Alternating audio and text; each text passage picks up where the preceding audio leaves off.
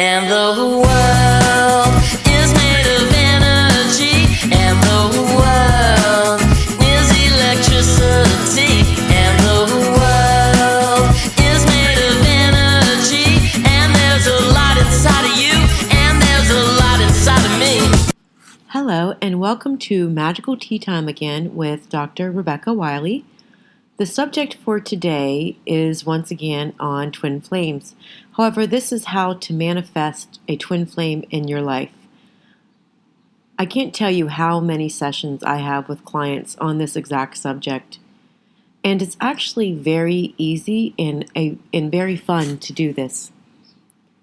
So we are internal mirrors of our external world. That is 100% something that I am certain of.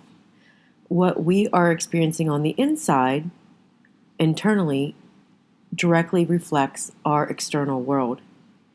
Because our internal world is the projector for our external world. So think of the field of the heart as the projector, and the film is your programs, your blocks, your fears, any belief that you have about yourself, your feelings about yourself. That's the film. And whatever film you put in that projector displays the movie or the world that you are perceiving on the outside. This is no different in a twin flame relationship. The twin flame relationship, manifesting it, is the exact same process as manifesting wealth and abundance in your life, complete 100% physical health. It's being in a space of complete balance, empowerment, unconditional love. So essentially, in order to create the perfect life for you across the board, not just with twin flames, but that's what the subject is for today, you need to balance the divine masculine with the divine feminine inside of yourself. When you balance your divine masculine with your divine feminine, and they are polarized, the two sides of you, those two snakes become one. So your divine masculine and your divine feminine is balanced. You're in coherence with yourself. Your kundalini has been activated. Your two snakes have become one. Your kundalini is activated, and you are ready to manifest some amazing things in your life right now, including a twin flame. Okay, so you have balanced those two snakes within you, your divine masculine and divine feminine. Your twin flame essence, that is the essence, the other half of who you are, which is going to be embodied in either a masculine or a feminine body, is going to do the same thing. So let's say you're female and you've done this. You have balanced your two snakes, and now you are embodying the divine feminine because you are a female. You're of the female energy. Your divine masculine, which is your twin flame, is doing the same thing. He has to balance his two snakes. He has to balance his divine masculine with his divine feminine and allow that to become one snake, activate his kundalini in order for him to come to you. Okay, so if he's done that and you've done that, you are the embodiment of the divine feminine. He's the embodiment of the divine masculine. He has his snake, you have your snake, so your two snakes have become one. And now, when you two come together, your snake and his snake, when you make love, or even before you make love, they also unite and become one snake. So that's why you see these pictures of the divine feminine and the divine masculine intertwined with each other. Your snake and his snake, this is a metaphor or an analogy, come together and become one. I have personally experienced this. This is a magnificent experience. It's when you have this experience with somebody, there is no question that the two of you are together. It's not about whether you call him boyfriend or he calls you girlfriend. I mean, it just is that way. He is home to you and you are home to him. So that's where we essentially are striving to be, and like I had said in one of my other podcasts, I haven't really done a session with anybody who has not desired true love. They may come on the session and say, this is I'm doing this in reference to business. All I really care about is business. I'm not interested in relationships. Normally speaking, that is because they've got some trauma around relationships. They think it's too hard. They're just exhausted. They don't want to deal with it. But underneath all of that, they have a desire to be truly in love. Okay, so now let's talk about the divine feminine versus the divine masculine. I think one of the pitfalls of society is a false definition of the masculine versus the feminine. Some of the divine masculine traits are logic, reasoning, action, the ability to be firm, survival, such as protection and safety, loyalty, being adventurous, being rational, being strong, and being protective. Those are just some of the masculine traits. Now let's talk about the divine feminine traits.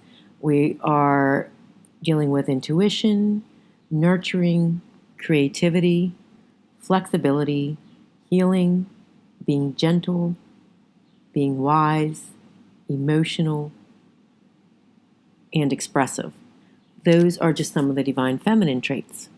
So you need to have a complete balance of the divine feminine and the divine masculine within yourself to be able to manifest.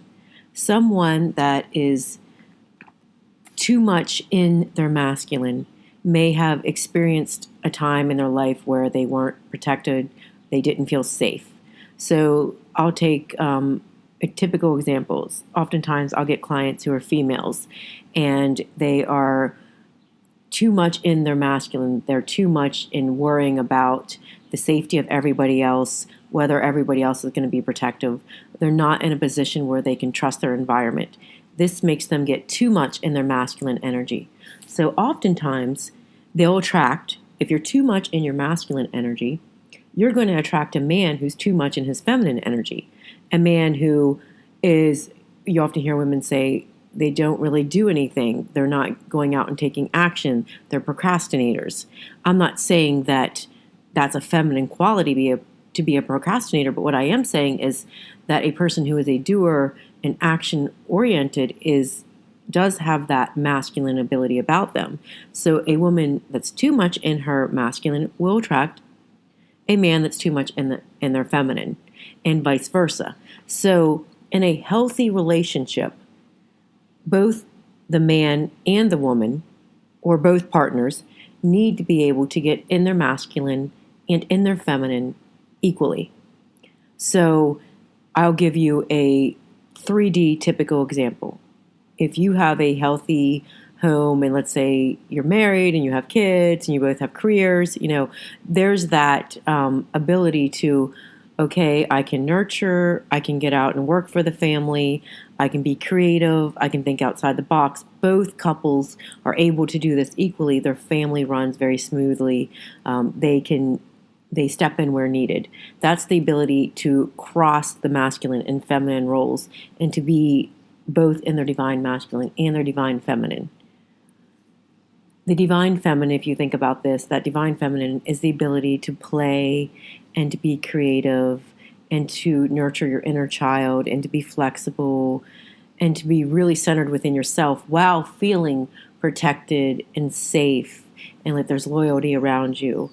And the ability to take your creativity and create with it, to have action with it. So the ability to, let's say, think of an artist, the ability to be artistic, yet market your art, to be able to do something with it. That's a good balance of the divine feminine and the divine masculine. So whenever you take the time to work through your issues, your programs, your vows, oaths, commitments, and contracts that are preventing you from being equally in your divine feminine versus your divine masculine, when you take that time to balance that within yourself, you will create the space for true love, for a true twin flame in your life. You will create the space for true prosperity and abundance and true health. I believe the divine masculine and the divine feminine balance, which remember activates the Kundalini, When the Kundalini is activated, there's a clearing of all of the energy blocks and the ultimate connection to creator or source. The first divine masculine that should be accepted in anyone's life is that creator or source energy. That's the energy of I can be vulnerable, which does not mean weak. Vulnerability is the space of allowing something to happen with open, expanded consciousness. That surrendering, that space where you allow creator or source or that ultimate divine masculine energy into your life is that ultimate space of manifesting whatever you want. But whenever you are in that space, you really can create anything in your life. Think about it. Think about someone that's truly in love. They're truly in love with each other. They're both in their divine masculine and their divine feminine. If you think about a relationship like that, there's not too much chaos around it. And I don't mean the relationship. I mean, naturally speaking, organically speaking, their lives seem to be good. There's a good balance with work. There's good balance with career, oftentimes with their children, with their health, with their wellness. If something does come up, they handle it in a very, very healthy way. So if someone is able to create this balance within themselves as an individual consciousness, they attract their twin flame. And when the twin flames are together, they work collectively to create empires around them. The twin flame relationships are what is bringing the collective consciousness to a place of complete healing. I have many, many examples of this type of work that I've done within my sessions, but I'm going to give you one example. There was a woman who came for a session, very amazing, beautiful woman inside and out, very successful attorney, 2 children, divorced a few years ago, and she finds herself in love with this amazing man. She seems to have her life together, career-wise, health-wise. However, when it comes to this man, she finds herself getting out of control. Often texting him things like, "You didn't call me since last Friday. I can't believe you did this. Don't ever talk to me again."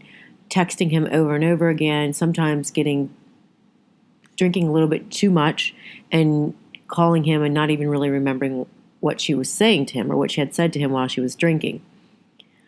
And then she feels guilty about it. This is the one aspect of her life that she's feeling out of control with. So she comes to me, for energy work. And oftentimes, more so than not, people are looking on ways, how do I deal with him? Look what he's doing to me.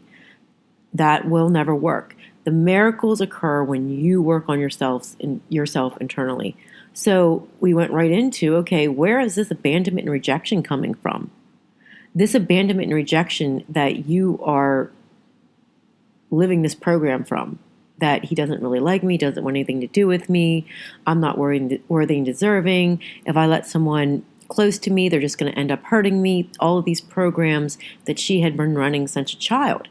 These programs, which once again make her feel unsafe and unprotected, make her, and that's a masculine trait, make her too much in her masculine.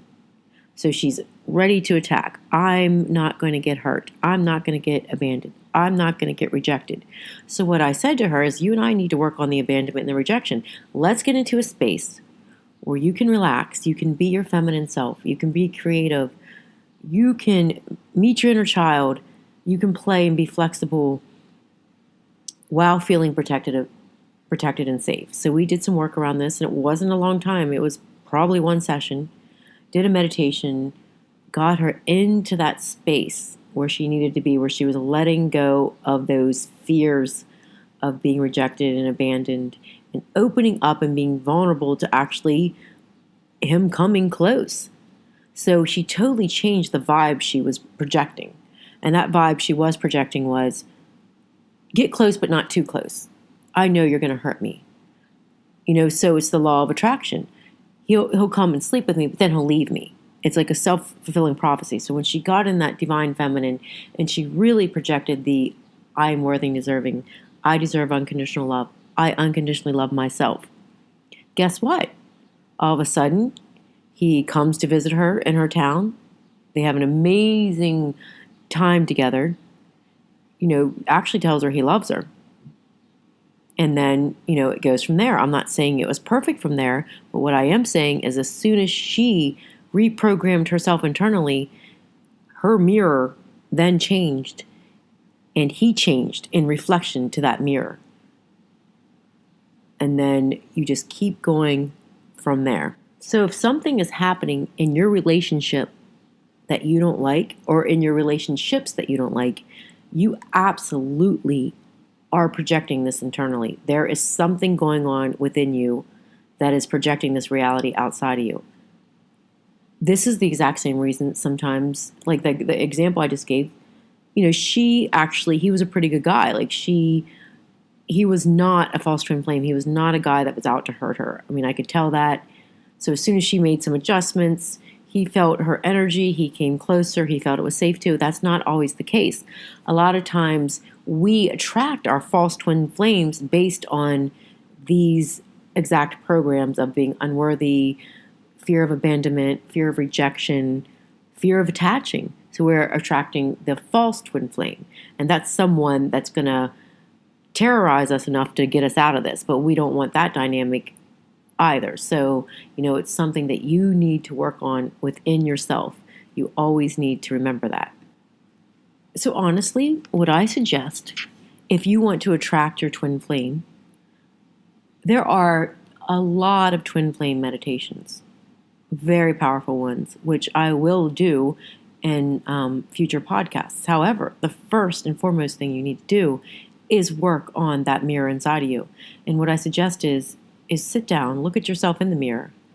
Actually look at yourself. There's not many people that can give themselves eye contact. Look at yourself, and I want to hear how beautiful you think you are, how worthy and deserving you think you are, how you unconditionally love yourself, how you think you're this amazing human being who deserves to be treated with 100% respect. When you're looking in the mirror, I want you to notice if anything is coming up about yourself that could potentially be a block. If you hear thoughts like, whoa, I'm not that smart, I'm stupid, I'm not that worthy and deserving, I don't really know if I can get someone, I'm not that pretty. These are all things that you are screaming to the universe, and you're screaming to a potential person that's going to be attracted to you. And that's going to fit together like a jigsaw puzzle. So you need to absolutely work on that. And remember, these programs are subconscious programs. They are programs that exist from your childhood, even within your genetics or in your auric field from even different lifehoods. So, just notice them as they come up and know you need to work on them. So that's my first suggestion to you is sit in front of a mirror, take a deep breath, look at yourself, and see what you're getting. So keep listening to my podcast. Some of the things to look forward to are a series called Awakening to Infinite Consciousness, where it is about activating the Kundalini, balancing the divine feminine with the divine masculine, and becoming holographic. Because when you get into that space and you become your own hologram, that means what you're projecting on the inside is instantaneously projected into your external world, but you have enough control over it where it's amazing, successful manifestations. This is going to be what our goal is in the series of Becoming Holographic, Awakening to Infinite Consciousness. So that should be coming up, and that's about working through all of our blocks, fears, and programs. Also, I'm going to be doing separate podcasts on calling to the divine feminine and calling to the divine masculine. So there'll be two separate podcasts, one on a meditation to awaken the divine feminine and another meditation on awakening the divine masculine. So I hope you can join me for those. And I want you to know, as you listen to these podcasts, I am holding space for you to have magic in every single moment of your day.